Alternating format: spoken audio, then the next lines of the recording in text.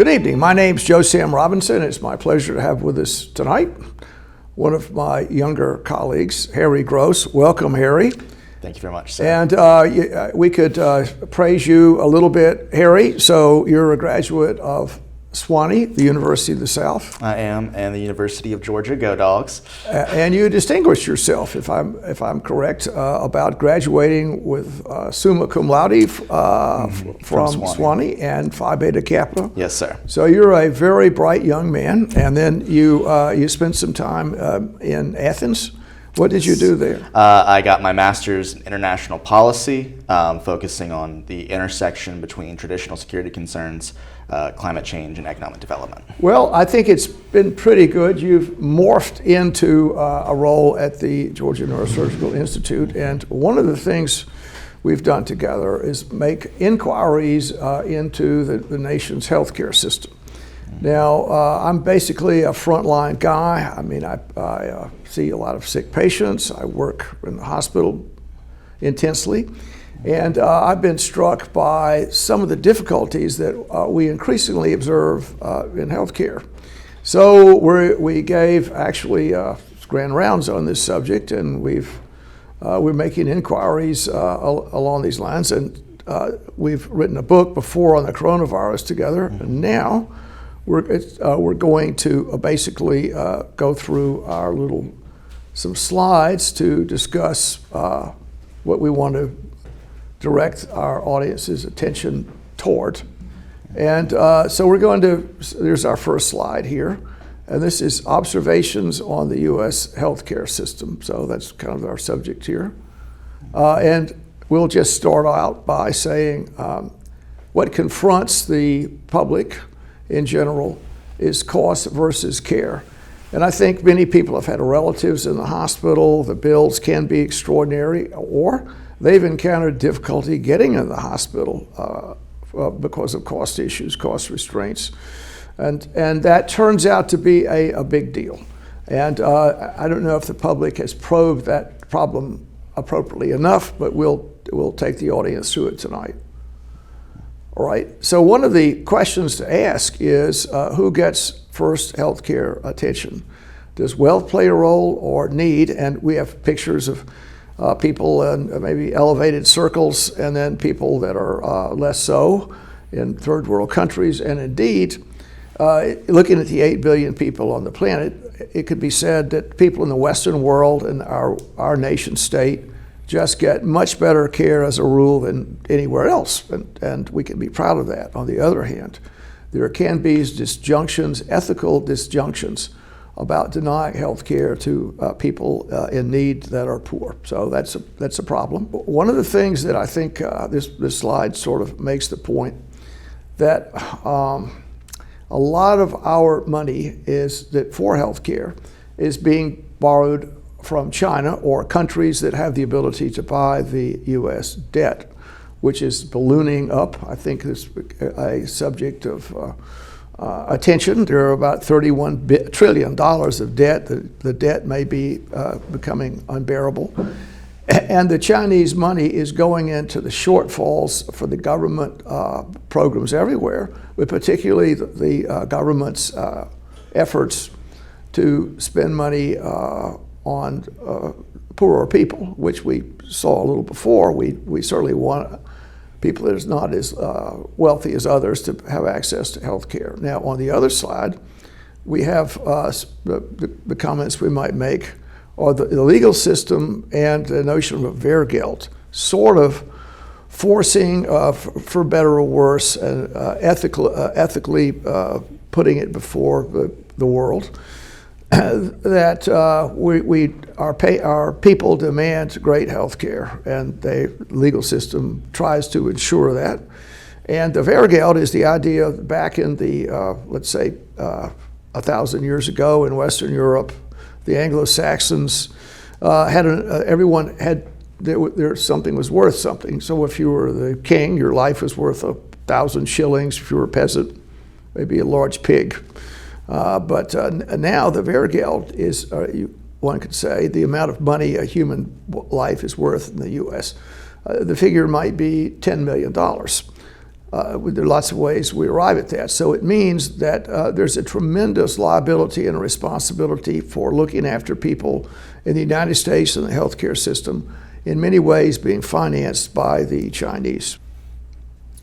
And so as we look into these problems, the question comes up, how can we provide the very best health care? And so in the past, what occurred was there was kind of consensus ideas about what to do. So maybe an expert validation. There was a professor who was an expert on the subject, and that professor would opine on what he or she thought the right thing to do would be. And since that time, we have evidence-based medicine. And so what that means is that scientific studies are out there that give guidance to physicians as they try and look after patients, do the best job they can. Well, as these slides illustrate what's happened with this evidence-based medicine. And these are clinical guidelines. So a doctor out there seeing patients is really influenced enormously by the literature, the subject matter about what the right thing to do is. And so these clinical guidelines are being propagated by physicians, generally out of scientific medicine. And they might say, for instance, what's the best way to treat diabetic coma? So there are ways that you do it, or it's a good runway for ensuring top-notch care for patients. And so how are these guidelines created? Well, there's a standing committee of experts, and these experts come from different medical specialties. They put this together, and sometimes these panel of experts appear in other ways. Sometimes the government does it, and we'll discuss what insurance companies sometimes do. And it's quite a task to produce these clinical guidelines. And this is the insistence is on really high-grade evidence, and there's a lot of weight given to patient outcomes. And hopefully these guidelines are reviewed episodically to keep everyone's care at a top-notch level. And so these are just the number of guidelines that are out there, and we picked a few surgical procedures, non-surgical procedures. And the point that this slide makes is that these guidelines, after they're out there, they are further validated by another mechanism of experts. So you can't just you could just put what you think these guidelines should be, and not all of them get this extra blue ribbon attached to them. So that's something to consider as these guidelines are being propagated. Now, in doing this, I don't want to make this too tedious for the audience, but we have different ways that the literature is statistically assessed to come up with these guidelines. And if the literature is imperfect, then all kinds of bad things happen. So we have the clinical guidelines have been propagated, experts validate them. These protocols can be enforced, and patient welfare can suffer. So having good clinical guidelines is a major responsibility, and something we need to make sure happens. And so the better evidence for clinical decision making is that when we get these evidence-based medicine, we can get things better. And so that's a big thing. This slide just emphasizes these are some of the good things that happens when these guidelines are in place. We can do better for patients. Now, there are some problems, though.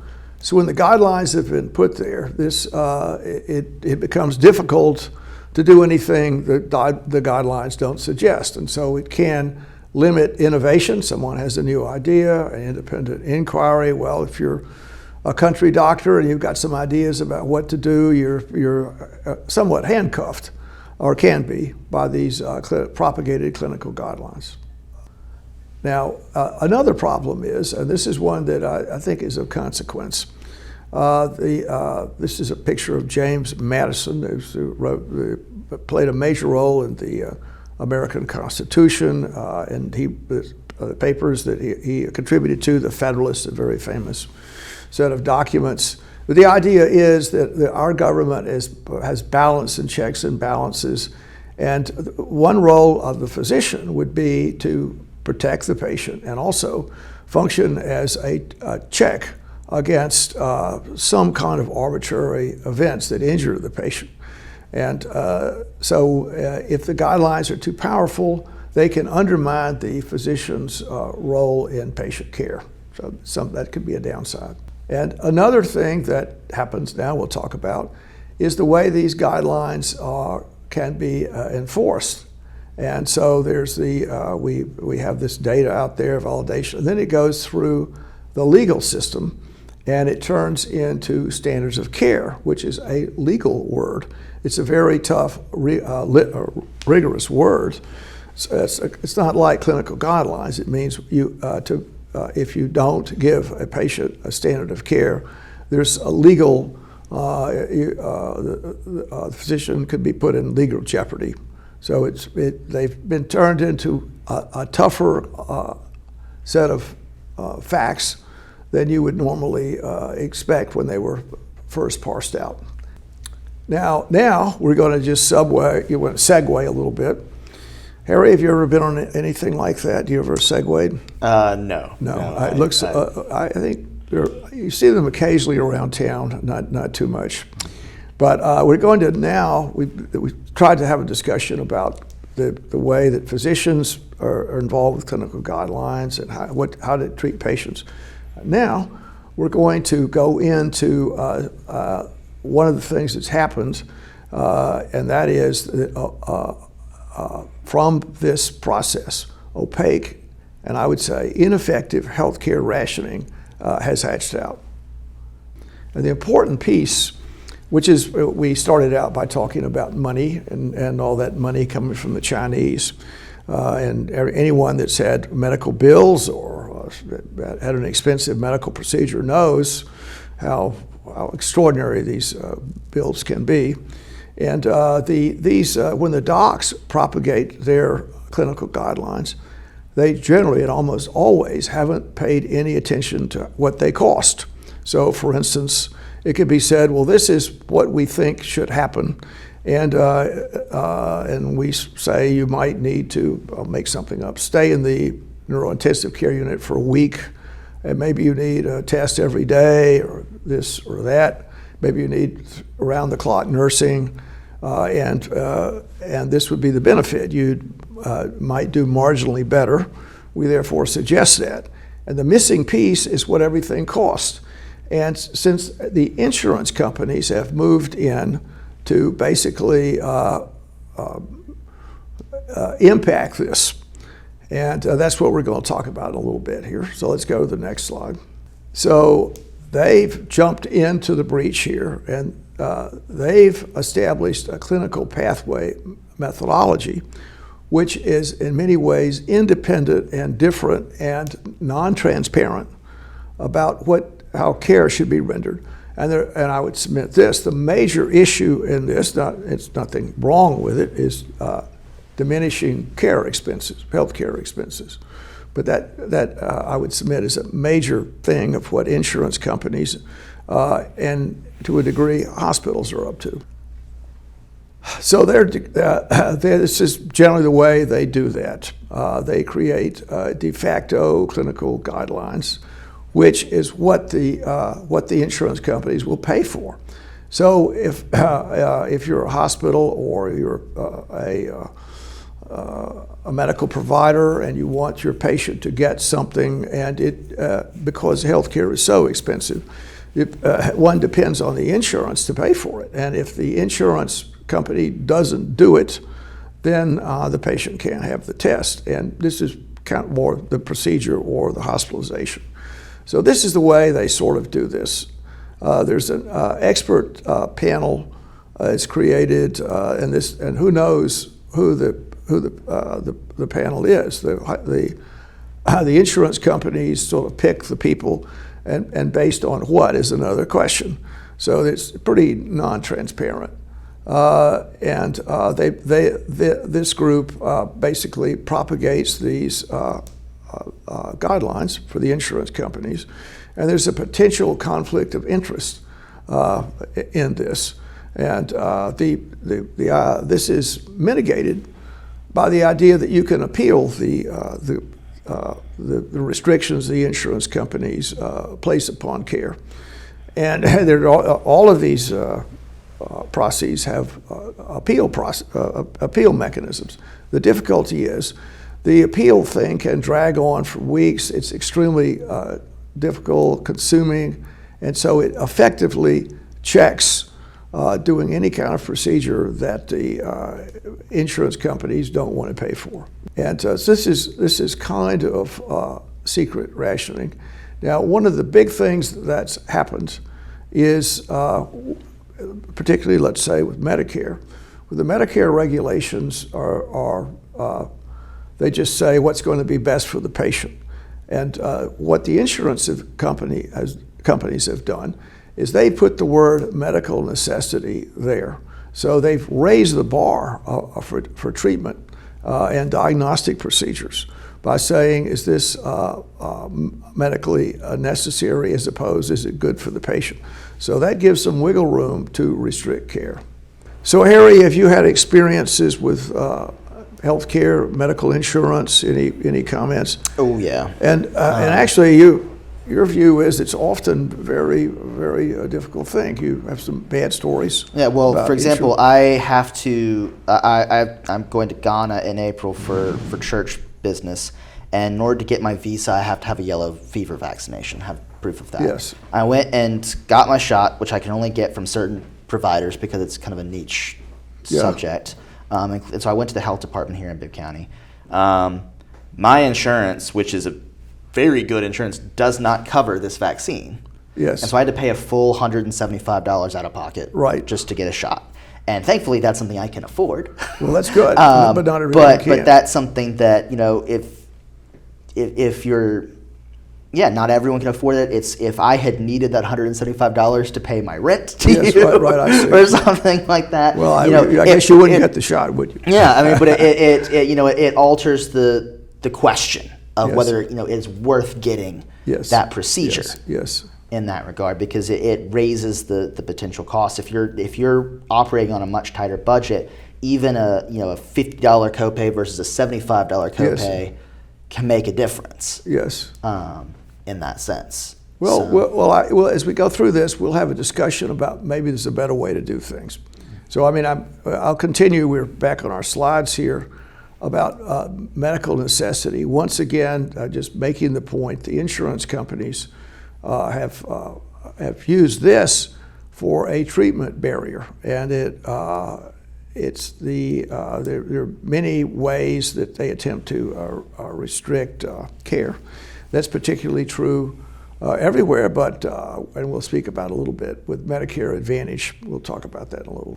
So we get into the idea of care denial. So it's often said that we have total access to care, whatever that means. That word is access to care, or you've got insurance. People may say that. Well, I feel okay, I've got insurance, but actually, for many people, as your vignette discusses, it may be additional expense, it may be different problems, and even though you think you have insurance, you may not, and the system may be denying you care. And now this is one of the big problems that happens, and I'll just beat the drum on this. What we have in the American healthcare system is we have a number of agencies, including the federal government, hospitals, hospital chains, particularly insurance companies, that are attempting to, in their own little bailiwick, diminish their expenses and increase their profits. And that's particularly true with insurance companies that have record years in profits. And so what tends to happen is there's cost shifting going on here.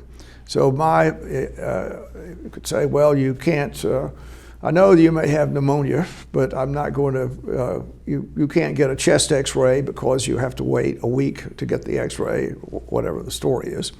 So the aggrieved patient winds up in the emergency room, which that's the access port for really the whole country. People that really need health care, if they need it, they've got to go to the emergency room. Well, it turns out that's an extremely inefficient way to do things. So the cost of the care rockets up, and it causes more money from the Chinese to get more money. Not that I want to criticize the Chinese. I'm sure they're nice people. I know many nice people that are Chinese descent. However, having said that, it's not in the nation's best interest to continue to finance their social network with external money.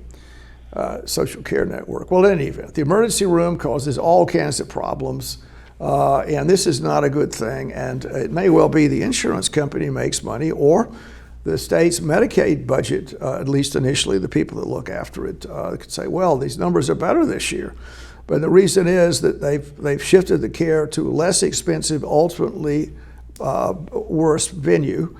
And the other point about this is, in doing this, often patient health is diminished, sacrificed a little bit, and those citizens become less productive, and thus the benefit of the good health gives a country is lost. Well, this just shows some of the record. I won't say which ones we have here, but insurance companies are making a huge amount of money, more and more every year. And one reason is that they've become the de facto gatekeeper for health care. And if the way the deal works, if they can find a way to diminish care access, I'm speaking harshly about it, but nevertheless, that seems to be the fact, their profits go up. And so this is one of the conundrums about how to put an effective health care policy in place for the country. Well, okay, I don't know if people have seen these advertisements on television, but there are a lot of people that you may recognize these two people. A lot of people are touting Medicare Advantage. Now, the government is catching on to this a little bit, and so right now the feds are restricting Medicare Advantage to a great degree, and they're paying a lot more of attention to it. And when you see this, it appears, if you're out there as a citizen, it looks like you can get something for free, which should be very alarming. If anyone says to you, we're going to give you something for free, or the check's in the mail, well, I don't know. You have to be a little suspect. So there's an incredible amount of Medicare Advantage going on. So advertising campaigns are out there. And the idea is that you're going to get something for free, like free dental care. But the real deal behind the Medicare Advantage story is there's a care restriction. So if you're a Medicare and you want something done, it's pretty unrestricted. You can pretty much use Medicare to get, not always, but pretty quickly, whatever care you need. If you do the Medicare Advantage, the Medicare Advantage people, it depends on each company. They restrict your access to care, and that's often works at your disadvantage. The other thing that happens is you may hear the story sometimes in these advertisements, if you're eligible for Medicare Advantage. Well, what that means is the insurance company thinks they can make money on you. You're not eligible if you have so many comorbidities that they would lose money in taking you on as a patient. Additionally, on a yearly basis, people are re-enrolled or are disenrolled. So if it appears that you're going to have a lot of medical expenses, then they may well disenroll you. And then finally, they often look at, they're trying to cherry pick patients. And so they've got a great deal of demographic evidence about who's doing what. And they'll pick the place that you live, or try and do as much data collection as they can about how healthy you will or won't be. And that'll be the decision as to whether or not they will undertake this arrangement with the government. So basically, what the Medicare Advantage people do is they, in general, this not be the total situation, but they contract with the government. They say to the government, you normally allocate $1,000 per patient. We'll do it for $900, and the government says, great, we save some money. Well, they restrict the care, so that gives them some way to do it. And the other big thing they do is they look at comorbidities and they upcode all of the patients in their insurance plan. So upcoding means that, let's say I'll look at Harry, and maybe you do or don't have any problem hearing. Maybe you do or don't have trouble typing sometimes. Your hands hurt. So you could just say arthritis, unknowable hearing difficulties, whatever is put there, particularly with older people. So you could say when you entered the plan, there were only 5 things they could say were wrong, but they can investigate and say there are 20 things wrong, and then they turn the bill into the government, and the government winds up paying more money. So the story in general is that one reason this is being done is the idea they're going to basically save the government money, but in fact they don't. So it actually is generally more expensive for the government, the U.S. taxpayer, and indeed the Chinese to do the Medicare Advantage. So it's a profit-making adventure, and that's nothing wrong with profit, but I don't think the public totally understands it. And so this is we're trying to say that this is pretty extraordinary. This is the amount of money that goes into Medicare Advantage, and it equals the amount of money that goes to the U.S. Armed Forces, particularly the Army and the Navy. So that is an enormous amount of money. Just billions of dollars are going into Medicare Advantage. And right now, when there's a lot of concern about the defense posture of the United States, the public needs to sort of brood about this in general, about the way that money is being dispensed in the country. That's particularly because of our out-of-control national debt and the problem the country is going to have in the next few years about financing its defense and social network expenses. So these are just a list of, I'll repeat what we said about how these insurance companies, Medicare Advantage works. So they narrow the network of physicians who will consent to do this. And they often, the physicians are under special restraints by the insurance companies of what they will or won't do. The big thing is they put different kinds of restrictions on care before anything can happen. And they also can cut the care off at any time. And I mentioned the appeals. And apparently, I think this is an important point, is that about 75% of the denied appeals can be reversed. But it's so hard to do that by our statistics, only about 1% of beneficiaries ever appeal denials. So they just sort of give up on it. And the other big thing is the disenrollment that happens if you get really sick. So if you develop lung cancer or some terrible disease that's going to be expensive, you may discover yourself disenrolled. So we need a new balance here. I mean, we talked about the clinical guidelines and the clinical guidelines plus clinical judgment. So the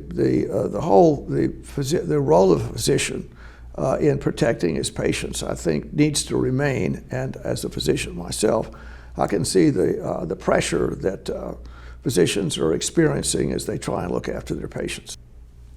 And so I'll just say this in general. This is kind of these are candles. And I think the analogy I would make is there are different parts of the American healthcare system. Each of the candles, this might be, I don't know, outpatient surgery spots. Another one might be rural hospitals. Another one might be pain clinics. Another one might be hospice care or preventive care and or emergency care. And as the money is turned down, some of these candles go out inappropriately. And there's not a mechanism that I think that's easily established to protect these candles as the oxygen or in general, the amount of money available for healthcare is diminished or at least plateaus because we can no longer afford to pay what we've paid in the past. So one role of the policymaker is to try and make sure those candles that are going out because of absence of money, that they are maintained, particularly rural hospitals. And I know the state's trying to do that. I'll give them credit for that. Well, all right. So this is like the concluding slide, and then Harry and I can discuss this a little bit. But these clinical guidelines they're evolved, they're imperfect, but they're really a good thing. And there are shortfalls in the way they're established, and that could be a problem. And the issue is also these guidelines can diminish independent physician judgment, which is in the patient's interest, with no question about that. And as we try and make the American health care system better and better, we just have to face the cost story. We just have to do something about that. And how are we going to do that? And what's happened is a lot of the cost control has been siphoned off to insurance companies and to some degree hospitals that are desperately trying to make things work. And this has often been done covertly. A good example of the story, which I in some ways criticize, though there maybe other people can defend it, Medicare Advantage stories.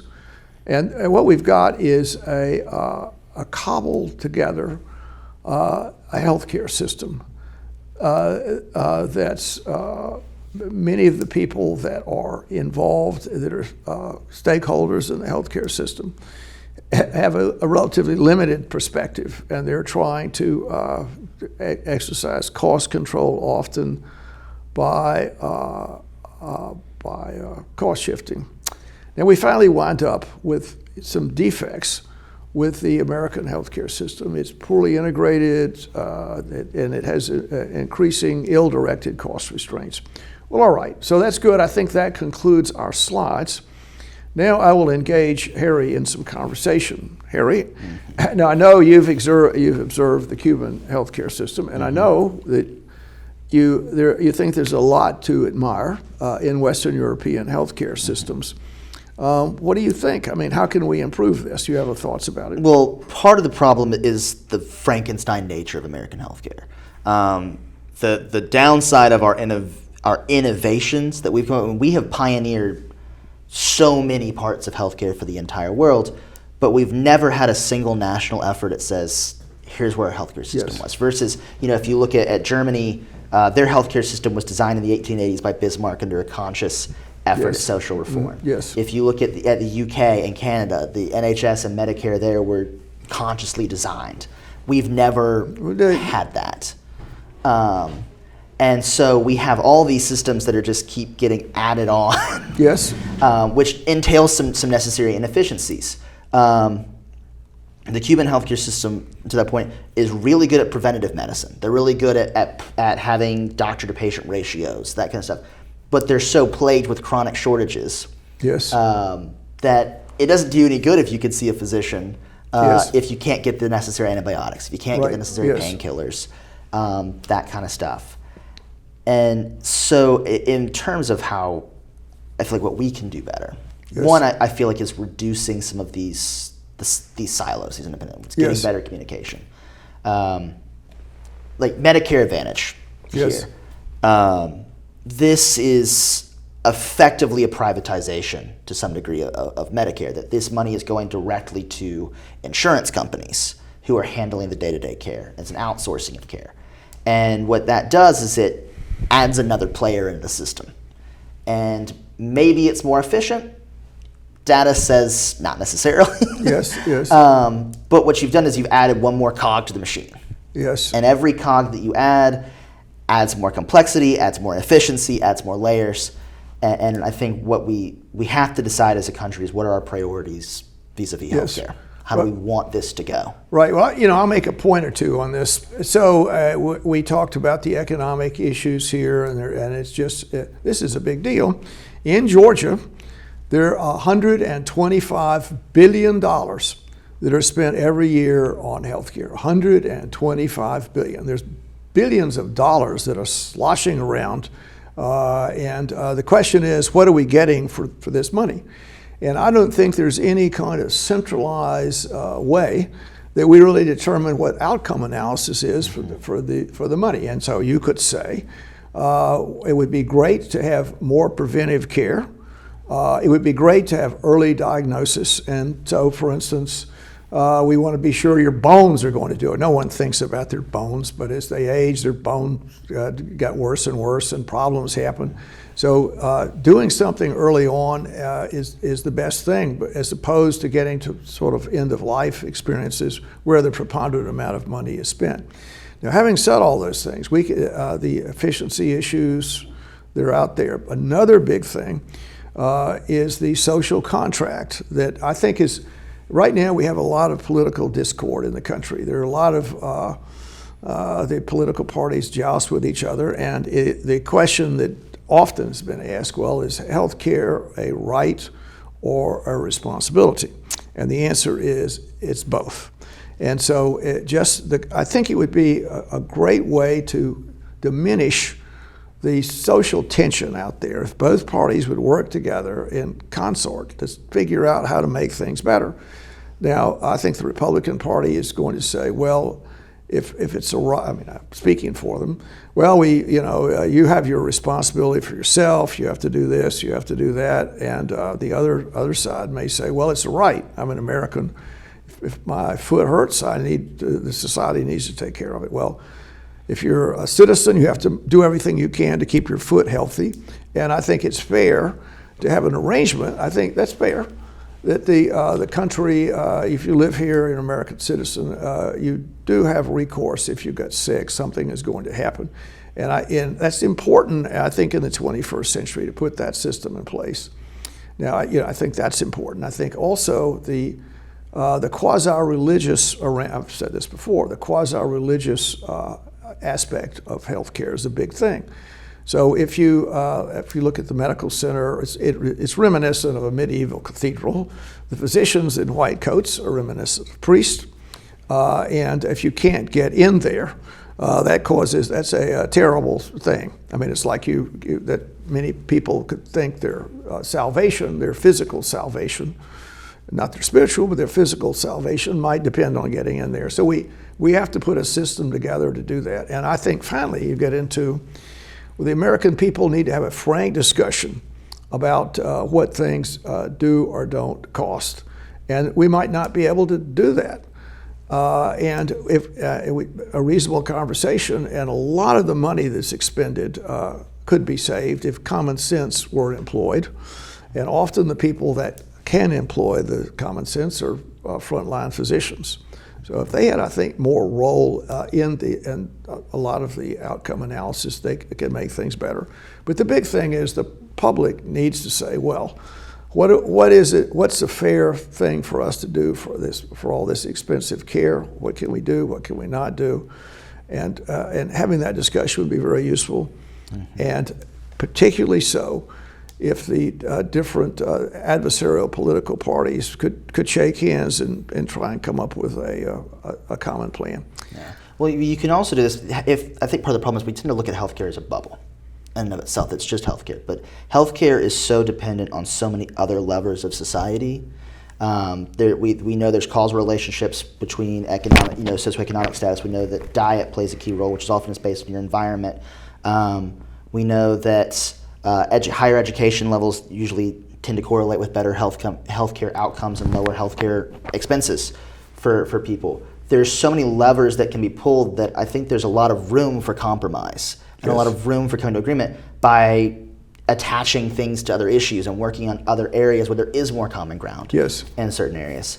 And if we look at healthcare, I think holistically as part of a larger system Yes. and where it belongs in our society, I think we can come together to craft a much better system in a way that is satisfactory to all parties, Well, to all Americans. I think that's a good point, and maybe we can end our conversation on that. So, Harry, thank you for being here. Of course. Keep Thank up the you. good work. We'll work together to make some observations. Thank you. Yes. This program is brought to you by the Georgia Neurosurgical Institute.